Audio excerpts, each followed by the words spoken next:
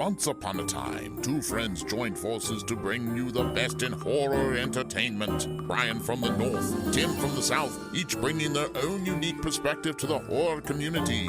Movie reviews, Blu-ray releases, beer pairings, games, and more. Welcome to your new home for horror. This is Civil Gore.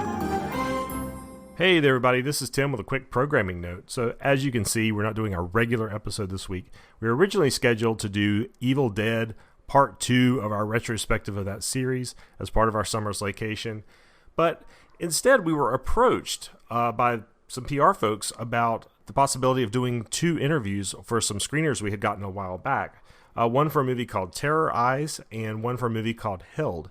Both great movies. We really enjoyed them, and we jumped at the opportunity to sit down and have an interview with the directors and cast of these films.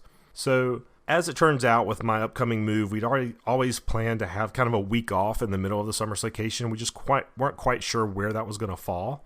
And with the addition of these 2 interviews having been recorded, we realized that this would be a fantastic week to release those and continue the Summer Slaycation afterwards. So I hope you guys don't mind that kind of a quick reschedule of things, but it worked out better for us, and I think you guys are really going to enjoy these interviews. They turned out fantastic. First one up is, of course, Terror Eyes. This one, we sat down with the director and quite a number of the cast and the composer of this movie. Terror Eyes is about a group of people that are kind of getting stalked as they're going to Joshua Tree on an outing, and they're kind of getting kind of stalked and bothered and harassed by these group of strangers. And from that description, you probably think you know where it's going, but I can assure you, you don't know where it's going. It's a crazy ride, and really went in a different direction than I thought it would. And these guys were a ton of fun to talk to, so this one's a really great interview. And I'll have more about our interview with the folks from Held when we release that on Wednesday, so be on the lookout for that. All right, thanks, guys. Of course, thanks always for your support and putting up with our crazy reschedules, but I think you guys are going to enjoy this, and we will see you back on July 19th for the second half of The Evil Dead. We recently had the opportunity to check out the exciting new film Terror Eyes. With us tonight to chat about it are writer-director Delaney Bishop, producer and composer Felix Brenner, and one of the stars, Ayla Kell. Welcome, everybody. Hi, guys. Thanks for having me. Thank you. Hey, guys. Did I get everyone's name pronounced right? That's the most important thing to me. I like to make sure. Okay, right on. You nailed it. Awesome. Okay. Awesome. Task 1 That's completed. a 5-star review for you guys right off the bat. All right, there we go. That's how we get all of them in, actually. Yeah. We kind of like, yeah. Yeah, thanks for coming on, guys. That's a real treat. I actually watched the movie today. Loved it. It was a very crazy movie, which we'll get into in a little bit. But I wanted to take a minute and go around and let everybody kind of say a little bit about themselves for our listeners who may not be familiar with your work, some of the stuff you've done, some of the things you've worked on. We'll kick things off with Delaney. All right. Yeah, I wrote this film a couple years back, hiking in Joshua Tree. Prior to this, a bunch of shorts, including Death of Salvador Dali, which played in festivals all over the world and starred Dita Von Teese as Salvador Dali's wife. And it was a very prestige-y looking movie, super 35 millimeter, very different from this. And I've done a ton of commercials, promos, music videos, different genres of short films. And then working with Felix quite a bit. He's produced and done the music for quite a few of those shorts, and we have a bunch of other projects that we've written together or we've planned together. And that's kind of my background. I'll pass it off to let's pass it off to Felix. Oh, okay. Yes, I'm Felix Brenner. As Delaney said, we've been friends for a long time and worked on a lot of things together. I'm also a sound engineer, and I tour with bands. It's kind of one of the things I do. I currently work with this guy called John Fogerty, if you've heard of him. Oh, yeah. But aside from that, I compose. I've had music performed at Disney Hall, Walt Disney Hall here in LA, with the LA Philharmonic and Boston Pops, and done a few, 2 TV shows and some promo videos and short films. And yeah, as Delaney said, we looking to do more things in this vein, potentially a sequel to this film, you know. Oh. Yes, and I see Ayla smiling and nodding on that one, because, you know, that's a perfect segue. She actually survives. Spoiler alert. Uh-oh, spoiler alert. Yeah. You have to Oops. bleep Bleep. Well, that's hi, why she came on the show, because Yeah. she survived. I mean, because I made it. yeah. Hi, my name is Ayla Cal. I am an actress. I'm based in Los Angeles. I'm probably best known for a show called Make It or Break It, which was a show about gymnastics. I lived through that one too. Crazy. But I am, excited to be here. I played Lisa in the film, and yeah, I was excited when I got to meet Delaney and Felix, and it definitely clicked for us, and I'm happy to be here. Oh, great to have you all. So this next question is probably more geared towards Delaney specifically. So we've seen, all of us have kind of seen the tons of YouTubers and social media viral videos, and we're well familiar with that whole trying to get internet famous kind of thing. But what particularly was out there that influenced or inspired you to come up with Terrorize? You know what? The whole YouTube internet famous thing was later in the writing. It started out as something that was a trip through the desert. It was a road trip. It was a hike. And then it was people following these hikers. And the found footage component was always part of it. The idea of, it's a little bit of a spoiler, but there's kind of a twist on who's filming the whole thing. And that was really the impetus too. The idea of a website, which is called Terrorize in the film, being the thing that is a platform for everyone to watch this footage that everyone's filming, came a little later in the process. And the idea of somebody vlogging and somebody that was kind of bookending the movie came even later. In fact, that came much later. And so again, the internet famous thing, that wasn't really, it's not really I wouldn't consider this that started off as a main theme, but it certainly has. They say it's rewritten in the edit, and that definitely it just kind of took a life of its own. It's again, I've done so many shorts and so many promos and music videos, and as my first feature, this is the first time, you think, oh, you could do a feature. It's like just a short film, just longer, but you learn so much, one of which is you can rewrite it in the edit, and sometimes it's better too. That's really interesting. And you kind of already had hit me and Tim's sweet spots, because we love those road films. We love found footage film, and we love a kind of a pun. So the fact of Terrorize. So you managed to get you piqued our interest right there with those three things. So too, but that's really interesting to me that social media component wasn't even in the original, because that was obviously, of course, it became such a strong part of the film. But I guess, maybe that's why it worked so well, because you had such a that part came after, and you really had the initial storyline in there. Yeah, and Felix was a big part of that too. He, this was kind of more of a walk through the desert kind of thing, more of a slow burn when I first thought of it. And, again, from doing so many music videos, and just, I think my natural rhythm is much faster. I edit things that are super fast, like, a lot of times. And, so this, watching this, it just was like, all right, there's people watching this. And it just became, the pacing kind of just was just picked up. And so it became more of this switching channels kind of YouTube-y thing. And, Felix was trumpeting that from the beginning. And I think it just kind of bubbled to the surface, and that's what I wanted to be. Yeah, we definitely discussing what the film was going to end up. We both kind of had this vision of it being this kind of fast-paced online hacking stuff happening all the time. But then once we got to the edit, it wasn't really coming across as we had imagined, and so that's how that whole concept came about. And once that happened, it just took off in a whole nother realm for us. And just, Sammy, the guy who played Aristotle Georgeson, who plays Sammy, his alter ego is Blake Weber. He's this real high life kind of, in internet. He is one of these YouTube famous guys. Oh, he did that so well. Yeah, no, that's like what he does. So it was just perfect.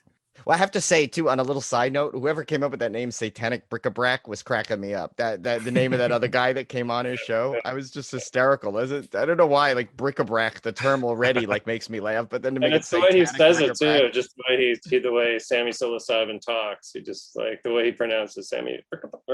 Yeah, yeah, that was great. He was great for that.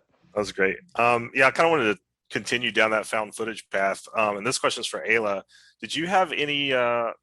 Can you talk a little bit about what it's like to act in like maybe more of a found footage style film versus a traditional film? Like, did you have room to improvise and kind of ad lib and that kind of thing?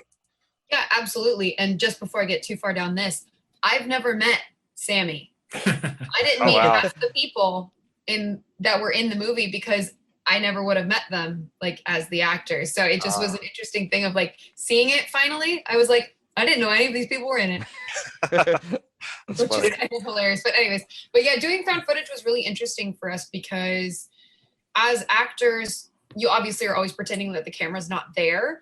But when you're actually getting to play to it it's an interesting balance of playing to it without making it very like obviously looking to camera, you know? Mm-hmm. So that was really fun for us. The other thing that was interesting was playing the practicals of the cameras between all of us to make it look normal and match up with the other actual shots that we were getting of us passing a camera to each other. And there were just a lot of different aspects of it that were different and challenging in unexpected ways. We did spend a lot of time in the car, and I was surprised that a couple of our just like us just talking clips totally made it in. A few times I was like, I sound crazy. No, that's awesome. It was fun. So actually, we actually Barnett has just joined us actually too, another cast member of the film. So I'm gonna let him in. So now Tim has some editing to do in the beginning, I guess. We might have to I will edit make that it a surprise Okay, appearance. Or we could just make it surprise. Here he is. Quiet, guys. No, we weren't talking about you at all. Well, you came in perfect timing because we were just asking Ayla about acting in the found footage film. So we'll ask you that question after. Tim will repeat the question. But first of all, we just want to introduce everyone. If you want to quickly introduce yourself. Yeah, sure. My name is Barnett O'Hara. I play Joey in the film. Delaney contacted me, and the rest is history. We've been buddies for a while now. And yeah, really excited to see the thing get released, and it was a lot of fun to film. Nice. So Barnett, we were just asking Ayla about acting in a found footage film versus acting in like a kind of a standard production. How it was different, and some of the challenges you guys faced. Do you have any thoughts on that?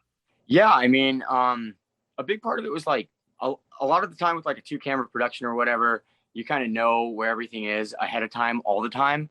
And when it's done like this, it's a little bit more organic, I would say.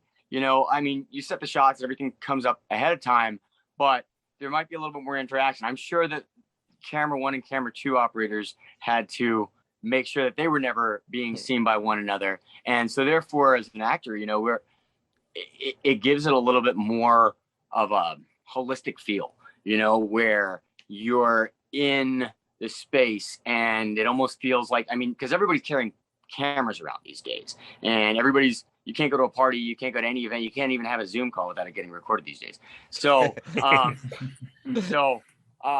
that bearing that in mind, it kind of adds a certain level of intimacy. I felt with the production crew, with the actors, with everybody, that I'm not saying it's necessarily stiff on a typical set, because there's a good camaraderie there too, but yeah, we were definitely all working together. It was very it was a very you had to be in sync to get it down.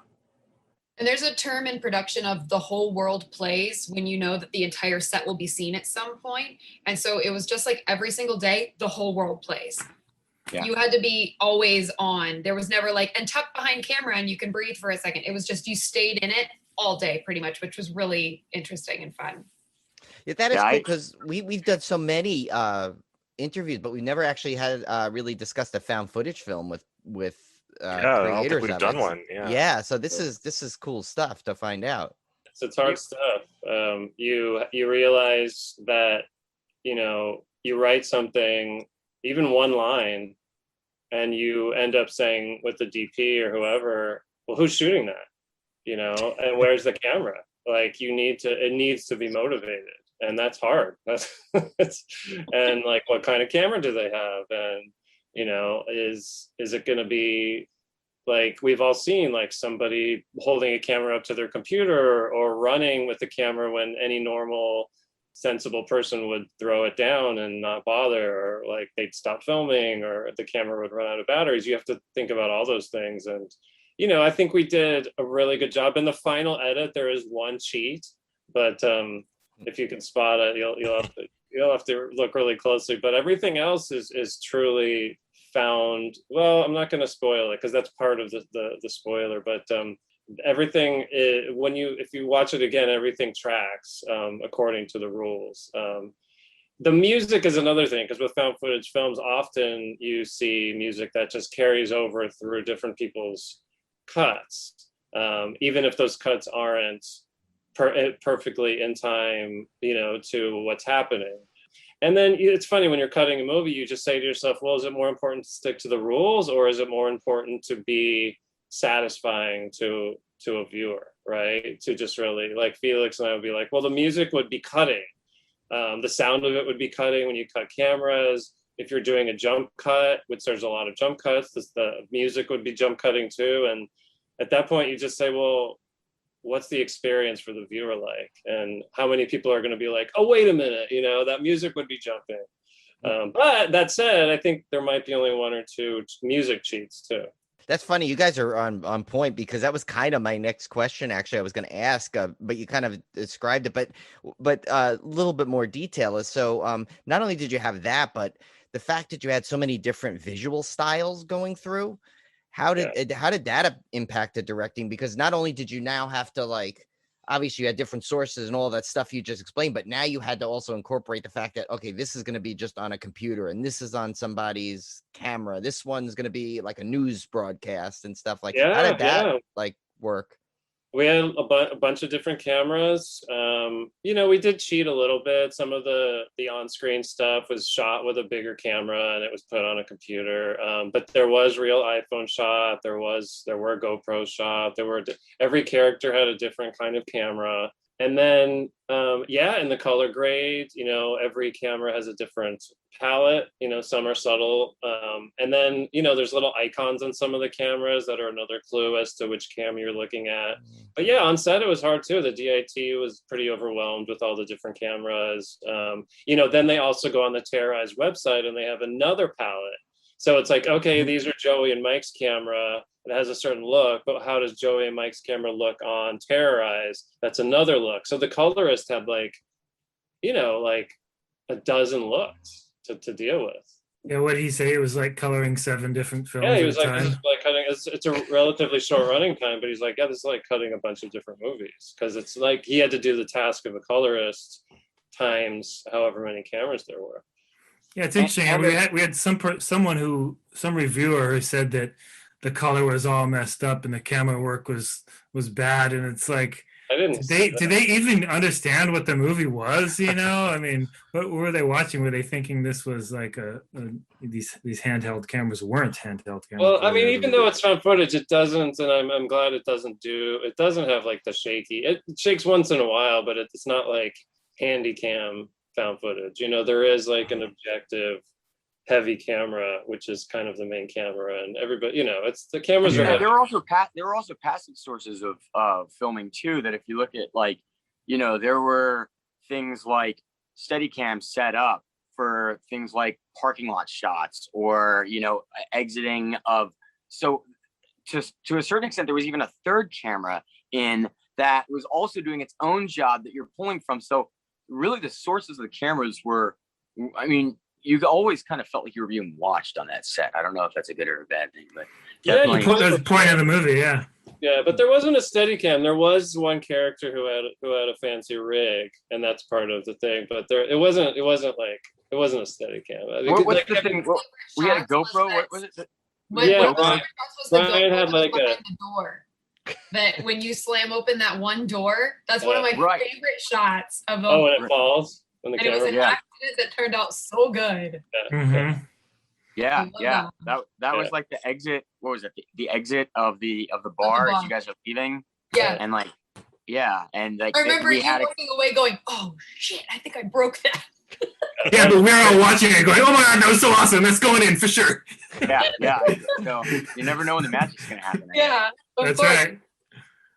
Yeah, definitely. You guys don't worry about reviews and stuff on that because I've seen some people. I like some of the stuff they say on there, and I'm like, do you even appreciate what was being done? And it's like I think Thank some you, people go yes. on just to criticize. You know, the best Yeah. the best thing is like 90% of reviews, if you read them, like every single, I don't care what the movie is, the first review will say this movie was unwatchable. I have no idea why anyone would have ever made it. And Scarface has that, like it doesn't.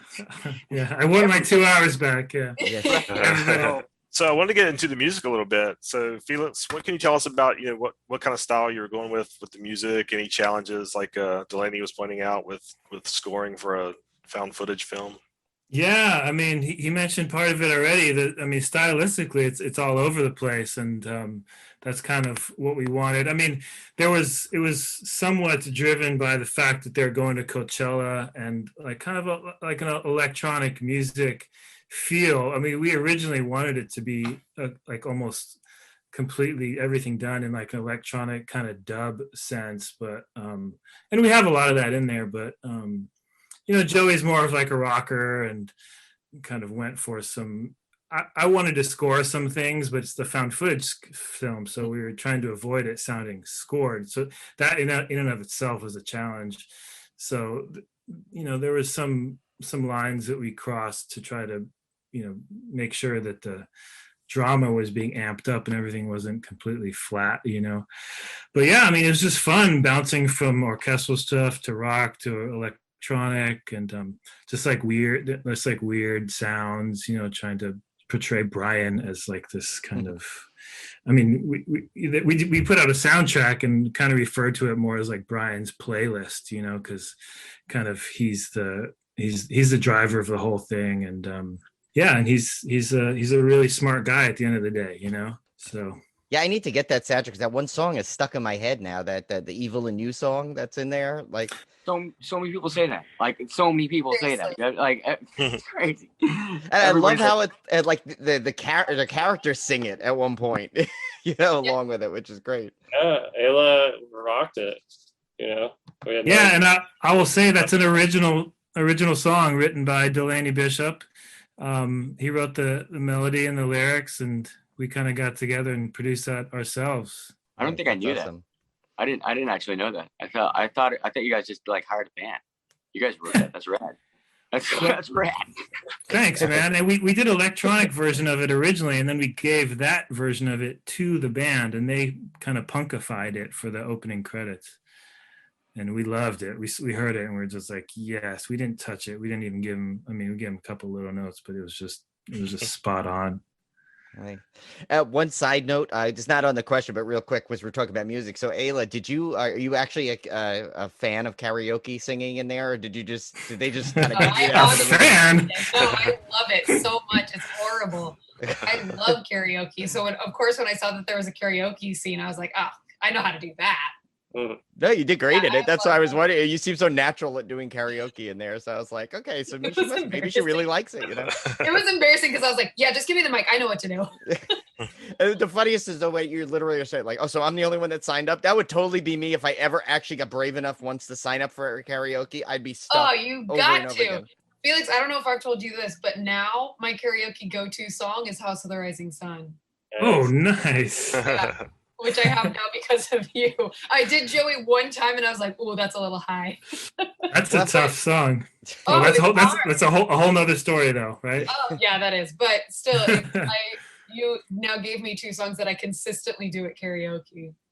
Yeah, you have to send us a video. We'll make sure we share it on social media. Oh, I would love to. That's no problem. Do you want to hear my band play it? We play it too. Absolutely. Oh, really? Yeah. Oh, yeah. Isla has a killer band. I do. Nice. I can't help it. But it was a really fun thing for me that I was given something that is so easy for me to do. But I thought it was a cool way to introduce the way that we were being, stalked and hunted in a little way. If that's not giving away too much, I hope it's not. But it was a really interesting scene of, we all know what it feels like to have some awkward, creepy person be way too close to you in a situation where you're already feeling really out there. So it was very easy for me to feel like heebie-jeebie about it. So good job, Barnett, making me feel creeped out, man. I was gonna say it is a good job because he's like the nicest guy. I'm like, I know. He's so sweet. It was hard to toggle between the I don't two. know. Girls have been like telling me no for dates and like calling me creepy since like the 2nd grade. So I mean, that's just not news to me. Don't worry. Trade for this your whole life. I've been working towards this. You know.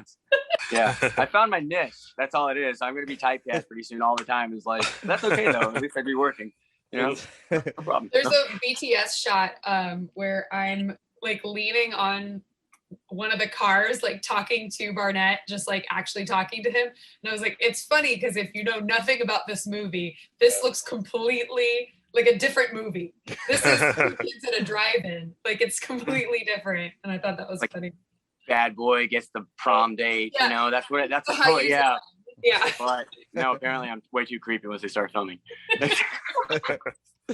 Oh my god! But that it's so funny. This is like flowing so well because that kind of leads into the next question. Actually, I was gonna say because this movie looks like it must have been like it's so much fun to shoot, and just by your reactions, it really obviously that was. So, do you have any other kind of thing? I mean, anyone really? We can go around or something. Any other really fun stories that like that you want to let our listeners know about?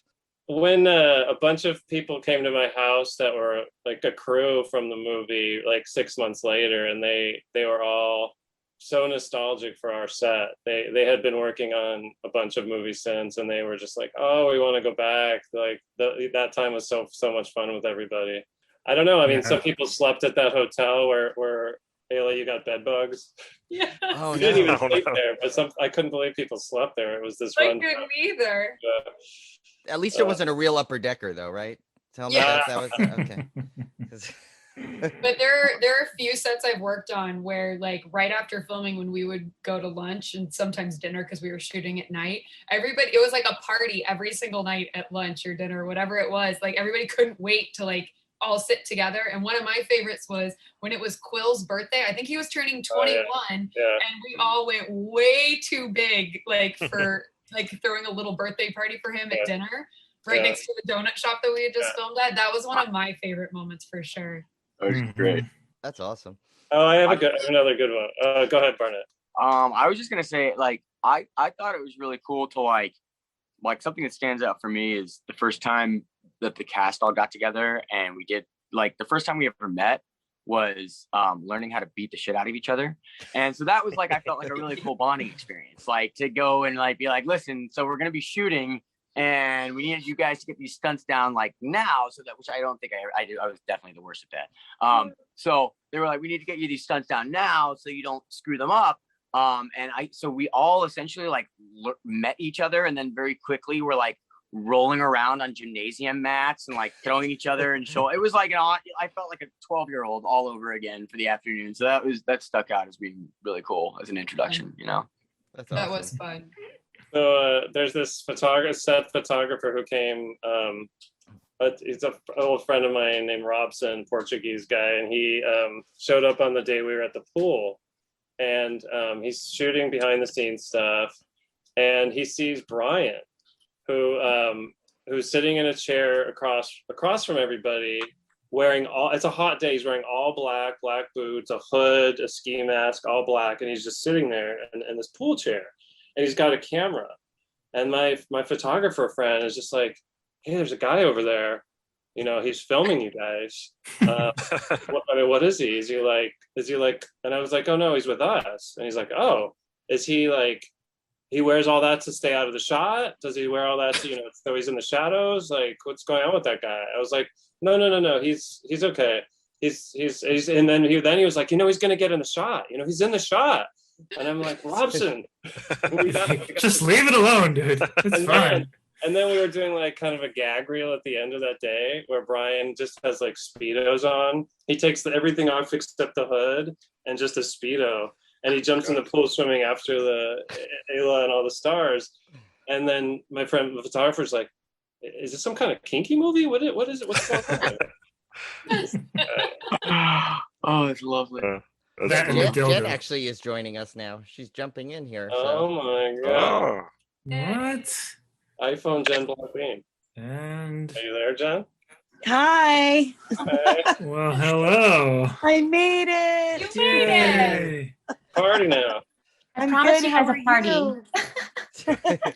Well, and the funny thing is we're just wrapping up, so now we're gonna have to go start all over again. So is Yeah. everyone Oh, okay with shit. it? No, but Jen, if you want to introduce yourself and just let us know a little about yourself, so we can. Hi, I'm Jennifer Blancbean, and I play Marilyn in this movie that you guys are talking about. And I am right now in the mountains below Tucson, 5,000 feet above sea level, very close to the border of Mexico. And so that's why I had a hard time getting in. Oh no.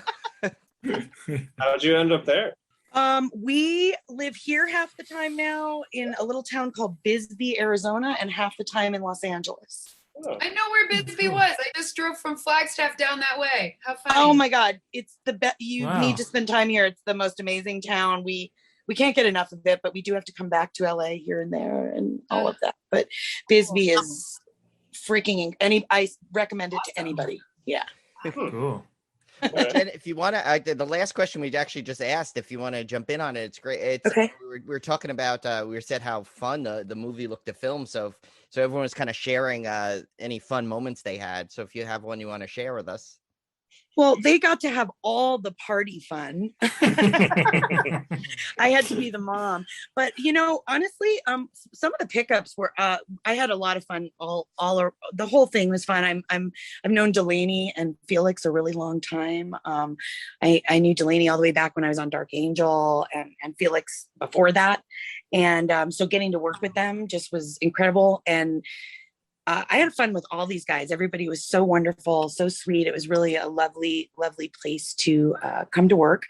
And then when we did pickups, though, I actually really had a lot of fun with Delaney with those really crazy, crazy lady pickups in in one of the bedrooms in our house, where I got to really go off and just kind of riff and stuff. And I think some of it made it in the movie. Oh yeah, we love Oh that. yeah, all of it. It's Great. I think you sold Tim and I in the fun, so we're just gonna invite ourselves to the sequel set, so we could just. Oh yeah. If you need any Yeah, I mean, podcasters Great group killed. of people.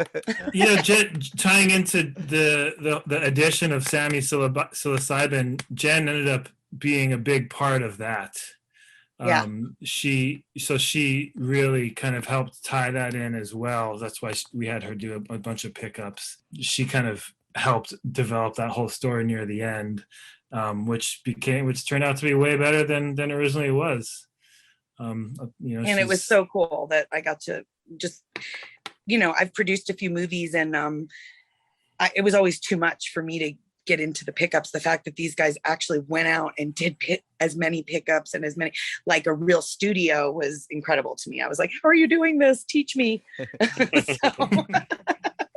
It's easy. You just get a bunch of people to work for free. You just use your actor's son's bedroom. That's how we do it. Sweat and tears and favors. That's all it is, That's right. Let you do ADR at the backs of bowling alleys. That's what you got to Right, do. yeah. Oh, yeah. We brought Ayla to a car in the back of a bowling alley for an ADR for one line, I think. That sounds really weird. It sounds really weird, but I did go into both games since I was there. Oh, that's great. That's great. Sorry I came in so late. I'm just excited that I got to be a part of it. Oh, that's Yeah. okay. Oh yeah, no problem. Hearing you. Yeah. I actually I had one more thing that I thought that I remembered that was really, really freaking cool for me personally. Yes. So Yes. I wound up coming to set one day, and there's a scene that takes place in a diner. It's a pretty violent, crazy scene. I won't give away very much more, but I showed up to set, and the woman that I'm working across from, a young actress by the name of Arlene Santana, she and I went to college together years before at St. Edward's University in Austin, Texas. And I'm pretty sure if our teacher, Melba Martinez, watches this, she's going to be freaking out that we wound up actually making something of ourselves after doing the Suzuki method and tons of Tai Chi. So yeah, that was Awesome. totally out of no way. We had Delaney. It wasn't like I suggested her. It was just totally awesome and random that Wow. that happened. Yeah. Yeah, she's great. She's great too. Yeah, and she's awesome. Awesome. Well, guys, man, thanks so much for coming on the show. Yeah, I know our this was listeners are going to great. love the movie. And, this kind of true life horror to me is always the scariest. The stuff that could really happen, the crazies that could follow you home, that kind of stuff. So before we go, though, I want to give you guys a chance to, A, tell our listeners where they can find the movie, and B, if you want to kind of throw out your social media or whatever so they can follow you and keep up with what you're doing. And I guess we can start off with Delaney. Yeah, the film right now came out. It came out last month in June, and it's available for rental or purchase on all the platforms where you can rent and purchase movies, including iTunes, Vudu, Amazon, Google Play. Movie phone. Yeah, it's on Movie Phone. It's on Spectrum. It's on Redbox. It's on things the other ones I've never heard of. It's everywhere. It's everywhere. It's yeah, and then my Twitter and Instagram is Delaney Bishop, and yeah, thanks for listening to us rant. And if you watch the movie, we'd love to know what you think. It is playing at the Shriek Fest in Los Angeles first week of October, and that should be a lot of fun. It'll be in a nice theater at Raleigh Studios, and Shriek Fest is a very highly respected genre festival. And I might be back by then. oh yeah, that'll be fun. That'll be a lot of fun. It's right next to Paramount Studios and Lucy's El Adobe, so we'll get some margaritas. Yeah. Oh God, I love that place. Ayla, let's pass it to you. I'll go next. My Instagram is Ayla K, AYLAK, and I'll say it for Felix. The soundtrack is available on Spotify. Yeah. Barnett, you live right by me. You want to carpool in October? Yes, let's do that. Yeah, it's also on iTunes soundtrack. Oh. We have an Instagram for the film. It's terrorize_film. You can check that out. I'm on there as Felix Raphael Brenner. You can find, like I said, we have a Facebook page too for the film if you want to find us and interact with us and tell us what you think. And what about you, Jen? You got some Twitter handles you want to share? I do. So at Jennifer Blanc B is my Twitter. My Instagram is Jen Blanc Bean, JenBlancBiehn. And Facebook, yeah, don't worry about it. Yeah, so you can, Twitter's great, because I've got some cool people, like a good number of people. So write your stuff on Twitter so then I can repost it, and only write it if it's nice. Thanks. I think Barnett, you're up next, I guess right? yeah, is it me? Yeah, I'll go ahead and finish this off. I'll my Instagram and Twitter and pretty much everything is Barnett O'Hara. I do game a lot, so if you ever go on Xbox Live, it's VOD. That's a 0 for O. And yeah, I'll definitely repost y'all if you come on out. And it was a hell of a time hanging out with everybody. I'm glad we got to do this. Yeah, no, thank you guys so much for coming on. This was great. We had such a blast. Especially when we enjoy the movie and have so much fun with it. It's fun to get to talk about it afterwards. I felt like we were there now because we had so many cool stories we heard. Yeah, so thanks again, guys. It's an honor to be on your podcast. Yeah, thanks so much for having us on. Oh yeah, no, our pleasure. Sure. Thank you guys so much, everyone. If you hopefully everyone enjoyed this interview, and you got to check out Terrorize, and you can see all those cool stories you heard in person. It'll be awesome. I think you'll have a great time watching it.